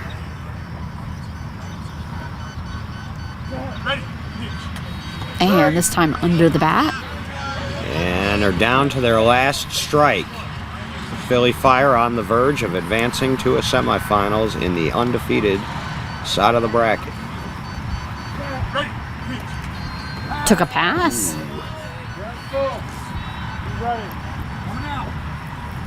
I got Casey stretching out in the field just a little. Back at the ready. And that is going to be a strike, and that is out, and that is going to end the game, DB. So the final score, the Philly Fire 15, the Houston Hurricanes 3. The Fire never trailed. They had 4. 4. They did get that one. They got a fourth after one? they had gotten a 4th one. All right, well, we'll go with 15-4 then. Either way, they never trailed. The game was never really in doubt. They scored 6 runs out the gate, and that was pretty well all she wrote. So the Philly Fire will advance. They will take on, it looks like, the Indy Edge, and the Houston Hurricanes will drop down to the elimination side of the bracket, but they are still alive with 1 loss. So we'll be back for a semifinal game coming up. We think it's going to be the Jets and somebody, but we will let you know. That'll be coming up in probably about a half an hour, Rosina. Okay, so we have both teams are lined up doing their congratulations. Good team. Some good sportsmanship, all shaking hands there as they go across the center of the field. Lined up.